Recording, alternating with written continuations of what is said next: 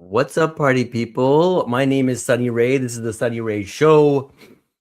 I am super stoked. Sometimes you just get that feeling that some of your guests are just going to be a little bit extra fun. I feel like this is going to be one of those. His name is Mark. He's building a company called DevHub. It's a website platform built specifically for the complexity of franchise and multi-location brands. I'm going to try and not mess it up, so I'm going to bring him on. How you doing, Mark? Good. How are you, Sunny Ray? Sunny Ray is doing great. We were just talking about something earlier. I was going to tell you, I was down in New York this past week. I missed you totally, huh? Took my little ones down there. I was trying to do some work stuff, and Charles was trying to get me to force me to do some stuff, but I ended up getting sucked into the black hole of like typical family vacation New Yorky stuff, which was delightful. Gotta admit, seeing New York through the eyes of a 2-year-old, 11-year-old, 8-year-old, it was something else. How did they take it? They took it. Oh, I think we were doing like 12,000 steps on our longest day. What's the oldest one? What's the oldest one? She's a girl. Her name is Mia. And then we got an 8-year-old, another How old, girl. 8 and 11, and then we've got a 2-year-old little guy as well. He sometimes marches in here during my interviews as well. 8 and 11, they probably will remember New York City. Yeah. Oh, dude, they took it in. Like every piece of it. We did so many things. It was fun. Anyways, Mark, what? Yeah, I have the picture of when my parents brought my brother and I to New York City for the first time in my apartment in New York City. I feel like that's like my only credibility, It's like, look, I've been here. Like it wasn't just a fluke, and so good for you, Dad. I was feeling a little bad that this was my first time taking them, but like I said, this is the first time for everything. And no, 8 and 11 is perfect. If anything, I think we learned that we like road trips. That's going to be our new theme. We're going to try and road trip it everywhere. Okay, Mark. So normally I don't do the chit chat. That's more for my, I guess, personal pleasure. I guess what's DevHub? Why should people care? Take us right into the deep end, and then we'll maybe back out a little bit and talk more about your illustrative or like colorful background and your story as well. Yeah. All right, keep me on track though. Sure. Okay, so yeah, DevHub is what all the legit brands use to build their websites. So you're not using WordPress or Squarespace or Webflow or anything else. You're a brand that has a lot of locations, people, service areas, stores, shops, distributors, dealers. You need a bigger web presence. You use DevHub, period. I like it. Short and sweet, to the point. You know who you're serving. Got it. Okay. So you told us going in that you are building the standard of what AI reads on behalf of a brand.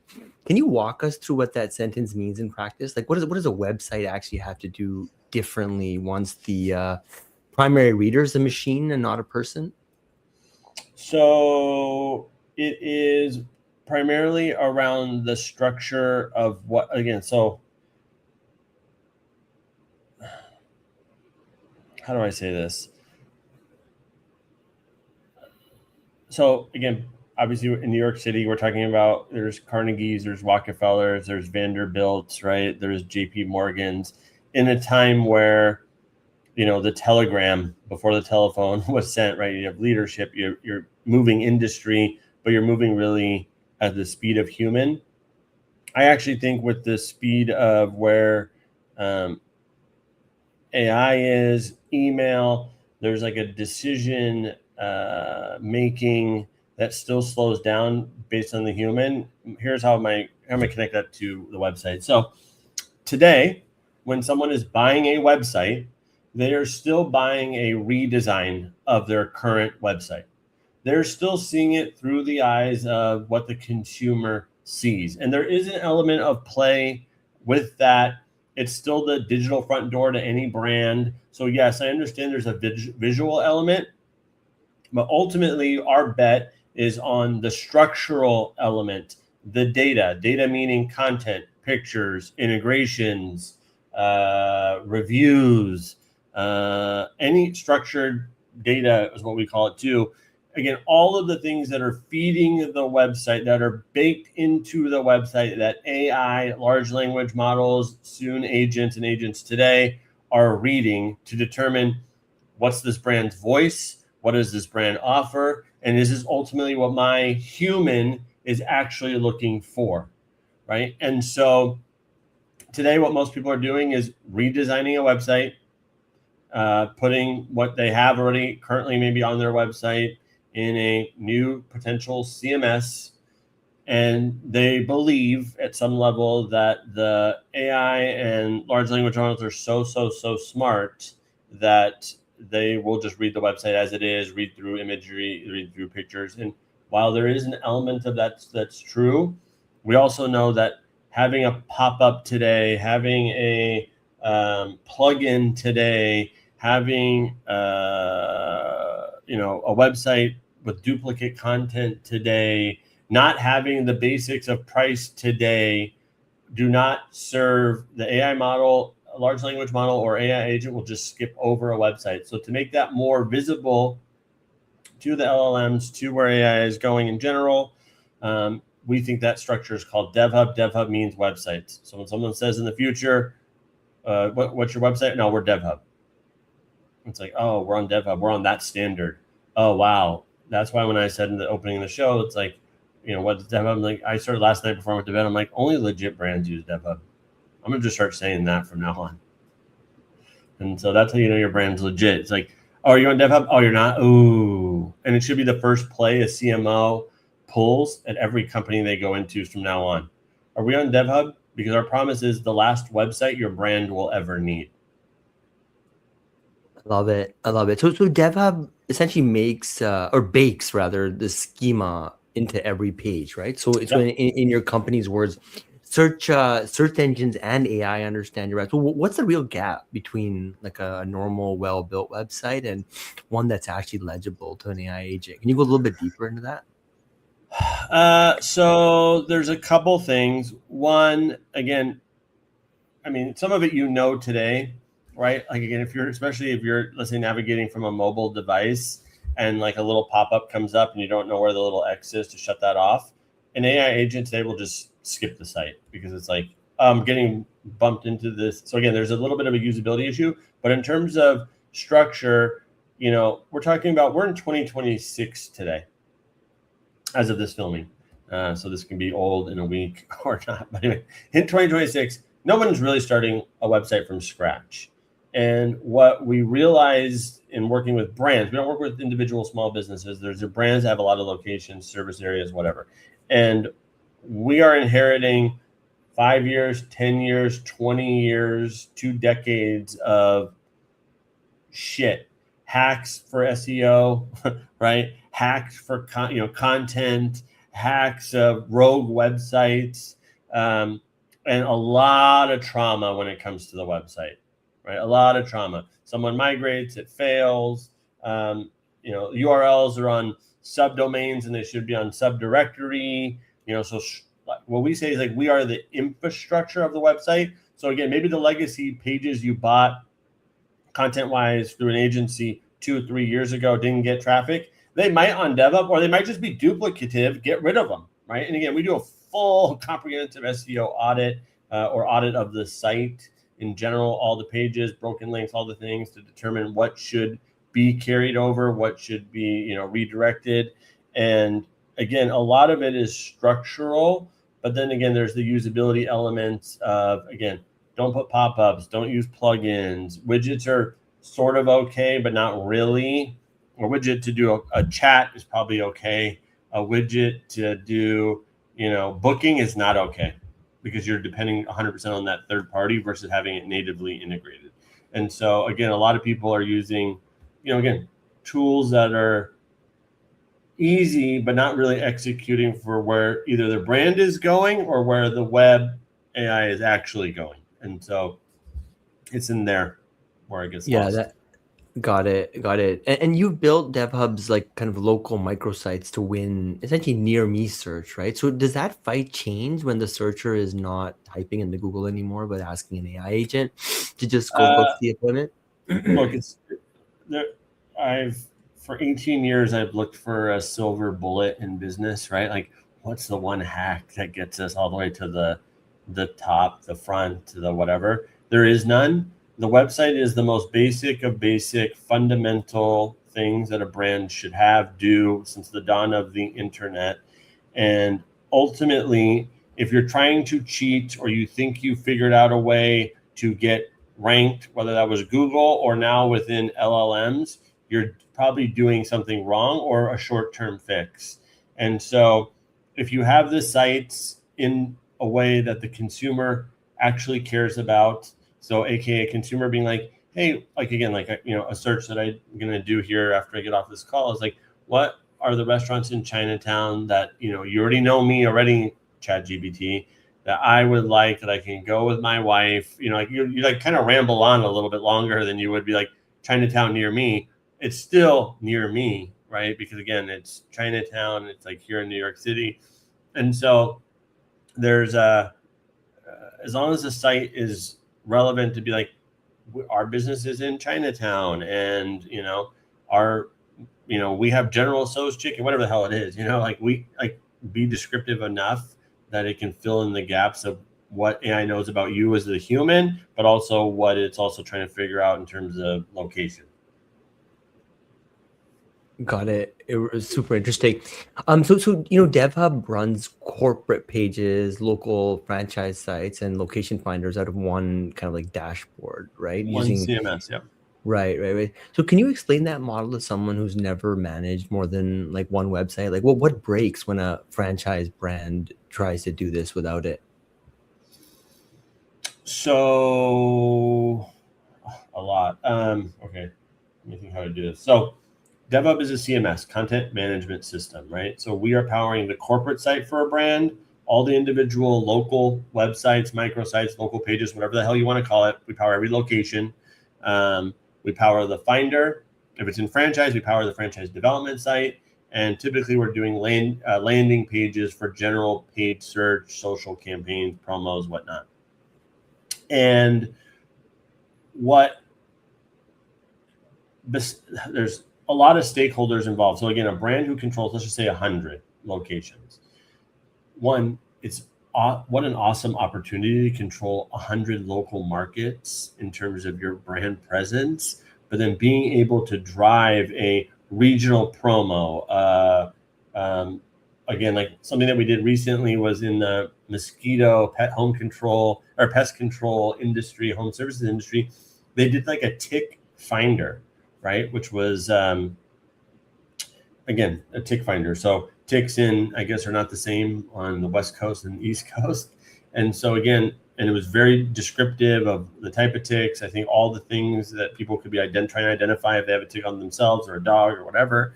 And all of that content, taxonomies, all that stuff got indexed by AI, large language models. And that brand is getting traffic from there. And so keep going. Ask me the question one more time. Let me hear if I'm making sure I'm answering it. Oh, I was just saying, can you explain that model to someone like who's never managed more than one website? Right. Okay, like what breaks when? So multi-location CMS versus a multi-site CMS. The difference is obviously in the data and governance, right? So data being, typically every location has its own Google business profile, right? Has its own reviews, has its own scheduling, has its own whatever. That has to be managed from both local and corporate. And in order to manage that, either corporate's doing it or local is doing it. In the cases that local is doing it, go try to have a franchisee, franchise owner, store manager, whatever you want to call it, if it's not franchise, go and manage their own website. Today, it's like you're going to go send them into your own WordPress environment. I mean, no. But in DevHub, you can lock it down and be like, here's the one thing you need to update store manager, and then understand if they did it or not, or understand that you're approving it once they did it or not, right? And then the other major thing is when it comes to, besides governance, is the ability to, again, respond quickly. So again, that idea of the tick thing, being able to roll that out nationally really quick. So today you might have to go into individual sites on another CMS. In DevHub, literally you can go into ChatGPT, Claude, be like, hey, update with this promo. And since we are integrated with both language models, you can actually manage the entire network of sites within a chat environment versus a editor environment. That's super. Yeah, I that's would say awesome. like brands need to drive their website. It's not like you set it and forget it. It's like you're using that to steer seasonally, weekly, quarterly, like go, like run your play. That resonates. Cool. Hey, Mark, in late 2023, DevHub stopped operating kind of the white label behind other MarTech platforms and agencies and started working directly with franchise brands, right? So what did you see from the inside that made you cut out that middle layer? Really easy. So the middle layer was a lot of marketing technology companies that offered websites alongside of their core product, right? And their core product might have been like 3-4 product, and the website was like the 5th, 6th product that they might offer. They did it to be competitive, which they won a lot of brands with that. But at the end of the day, the brand was like, well, we want to do this with our website. And those marketing tech companies are like, well, we don't do websites. We just do this one little piece of your website. So anything that comes to customization or access or whatever, we're not going to give you. And so ultimately, the brand might leave that marketing tech partner, but we have no relationship with that brand, right? We're powering everything from Mattress Firm to a DirecTV, and DirecTV has no clue that it's DevHub behind the scenes. They're just upset with their MarTech provider, and we don't have the relationship. So we're like, what the F is this? And it's like, we could have kept them hella happy if they just let us, manage the website piece of this thing. But again, since we had no relationship, that was like the first aha. Second aha was we bought a company called Brickwork Software, which gave us a bunch of retail brands. And we realized very quickly the value prop of going direct, aka not just the cost that a brand is paying, but also the value in what Brickwork used to say was for every dollar a customer spends online, they spend 4 if you can bring them in store. So again, that applies to anything related to home services, again, stores, installers, like all the things. It's like, okay, how do you get people to book appointments, so you can bring them into homes and whatnot. And we were like, oh, wow, we can totally position, you control the website. You can do that a lot better than getting a piece of your website through a marketing technology provider. And then the third aha was our partners were winning a ton of brands and we were still broke because they were only competing on price. And we're like, and we were the ones having to discount the whole time. And their whole thing, in my opinion, and I think my co-founder's opinion, their piece was the commodity and we were the value. And so we started to get out of alignment, and those 3 ahas led to us basically saying, we're going direct. Wow, that's such a cool story. I love that. Yeah, and I was going to ask you. So you and your co-founder Daniel Rust have been essentially building this tech for about 18 years now, right? So what does the platform do today that kind of the earliest versions of DevHub, you couldn't have even like imagined it? Yeah, that's a crazy story. So originally the thesis was it always had to do with scale in a lot of websites, essentially, right? But I'll tell you it real quick. So I don't know how old you are, but there was a game called Farmville, and there was a game.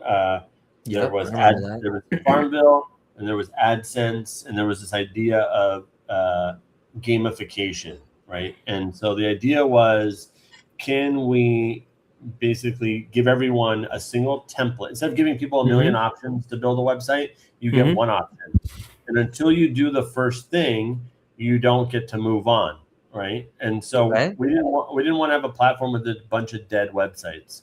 So basically, we gamified the whole thing. But instead, and we were going in order. The reason why I brought up AdSense, Google's AdSense, was because the play was we're going to go after bloggers. So at the time, mommy bloggers was like a big thing.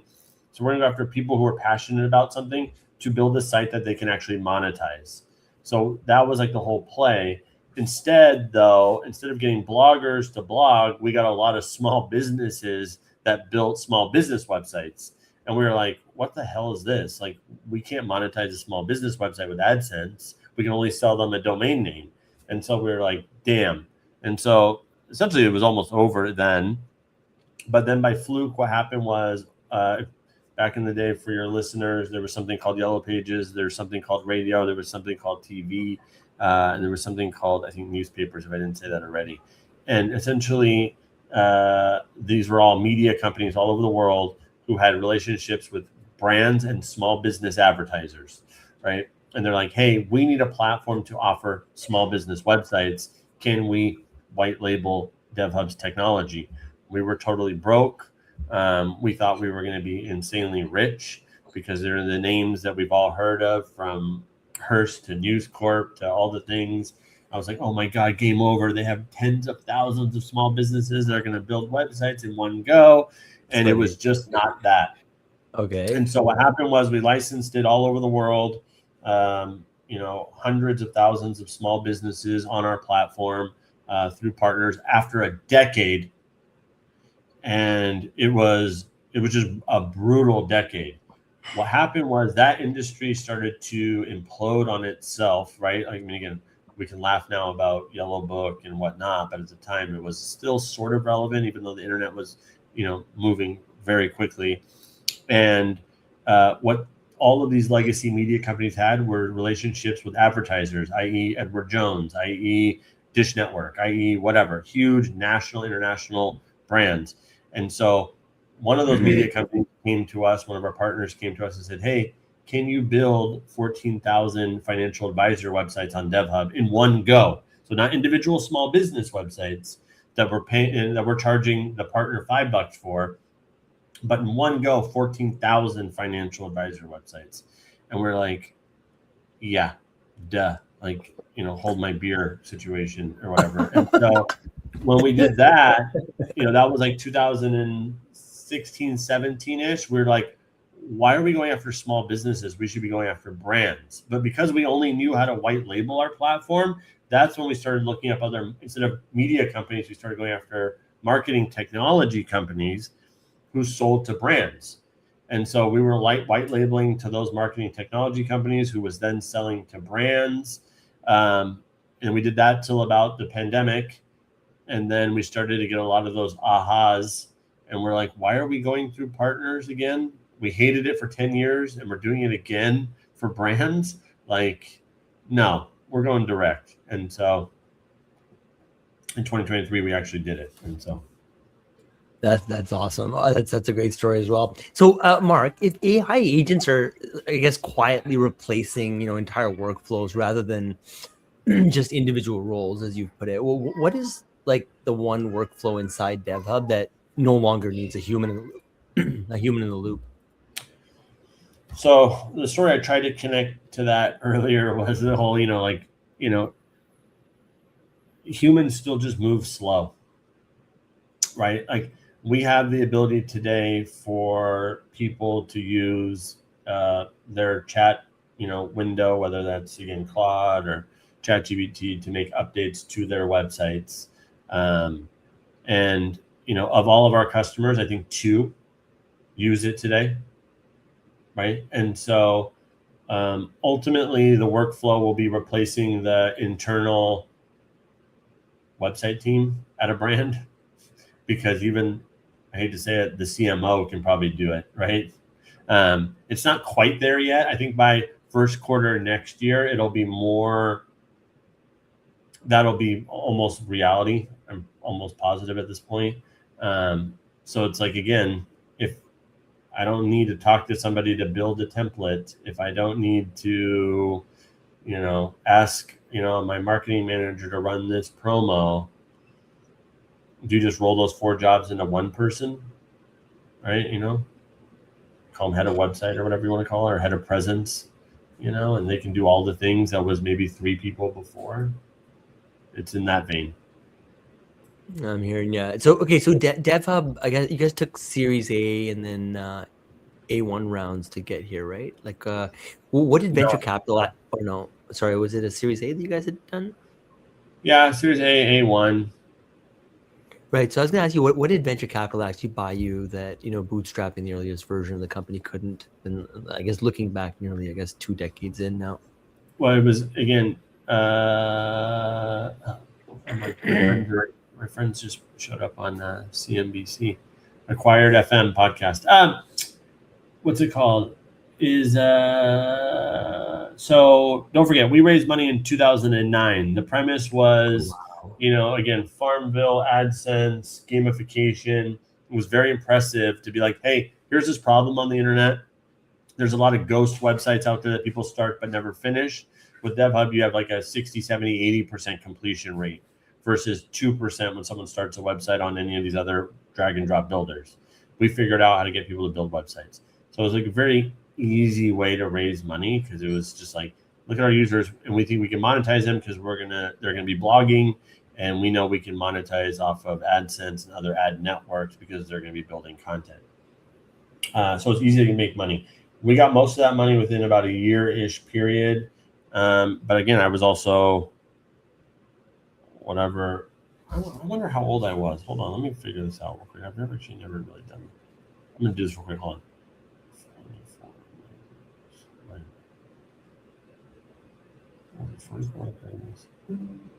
I was roughly 4 years old. So I thought I was rich, right? I called my little brother. I'm like, yo, I'm moving to Seattle. Game over, bro. Who wants a job? Got you. I mean, we were also like in that phase when you have money, you're that young and you've never done anything before, really. You kind of did some things, but not really. Raising money to me is extremely easy. You tell a good story, you believe in it. People can tell if you believe in it. I think people can tell we believed in it. So it's easy to get money. And, but we worked extremely hard for, since 2009 to 2011 ish. We were just in the office from fucking morning till 4 or 5, all the cliche shit. We did all of that. We were working, we were just building blindly, releasing product, blah, blah, blah, hiring everybody and anybody because we thought we were rich. And then, when there's not a dollar coming in after you release it, you get a ton of press with, at the time, TechCrunch and all the tech blogs.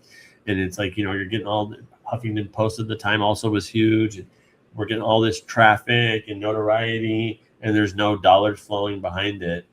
It was kind of like, oh, fuck, what's the business? And then meanwhile, you're running out of money. And so we essentially had to let everyone go on like a random July in 2010. And, most of my entrepreneur friends are like, you should just walk away, bro. Like the idea did not work. But like, I don't know, my co-founder and I were just like, I would say we're like not smart. It was like a stupid stubborn of just like, well, it can't be over. Like what? Like we built a lot of shit. Like something here's got to work. And then we got that call from those media companies who were like, hey, literally on a random Friday. And it was like, hey, can we license this thing? We're like, we can license this thing all over the world. We're going to be bigger than Microsoft, we were just like fucking, 24, 25, like we're going to be huge. And then, so most of them wrote us off, which is a very interesting place to be in today.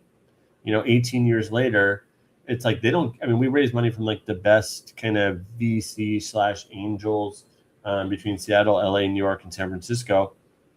They're not friends and family, right? Like they are real investors who place 20 plus bets a year, right? Like they just want one to hit in a decade and they're good, like DevHub to them is like, you idiots are still around. Do whatever the fuck you want. Like go nuts. Like we don't care if we get a check in another decade, like there's still a chance we can get this money, go for it. But like, we're also like we don't care as much about what the hell you do because you probably should have packed it in 10 years ago, And so it's awesome in one way because, you don't have like the cliche board breathing down your neck. You're only here because you have a chip on your shoulder and an ambition that you're competing against yourself.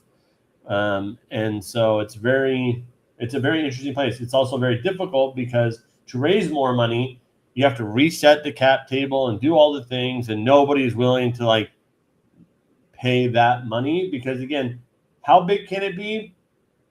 DevHub, I think it can still be, again, that idea of we are the standard for what a web is people can think of DevHub as websites, and it's like, oh, your brand is on DevHub, we know you're good. Like right today, if a company's using Cloudflare, everyone's like, oh, cool, or AWS, cool. What is the equivalent for a website?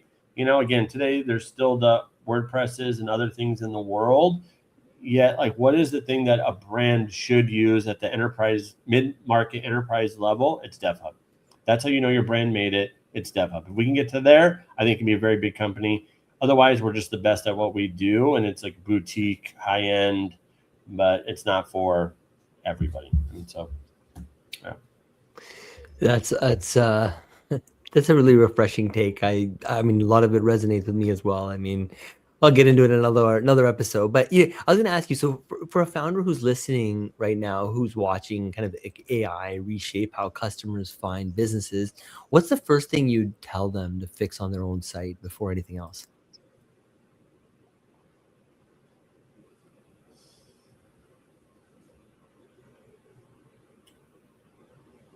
Let the content speak to the voice of the brand while answering the question that the consumer is looking for, right? So don't try to write necessarily for what AI is necessary or these language models are looking for. You are, but you're doing it in a tone that's relevant to your brand, so that when that language model spits out back to me, for now me, hey, you're gonna love this Chinese food restaurant, or this is the best plumber because and I can read that output of why they're saying that plumber or that home service or whatever is good.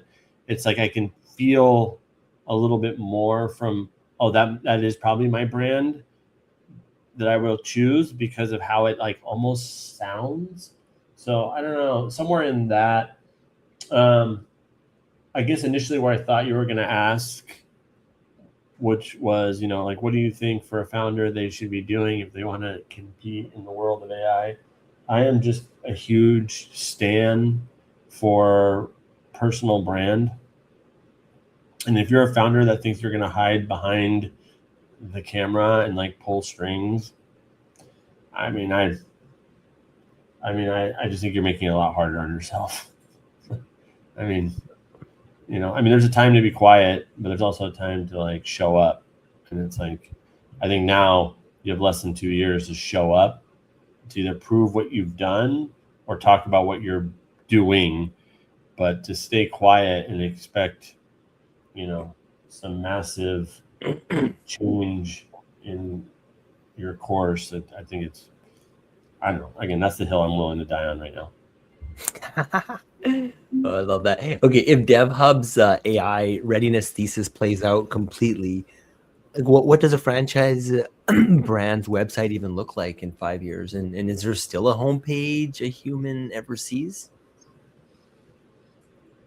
I think there's still a homepage that humans will see. Yes, it's only for the super potential curious, but ultimately, it's again, if you give me an example of a brand, I can almost do a walkthrough of it.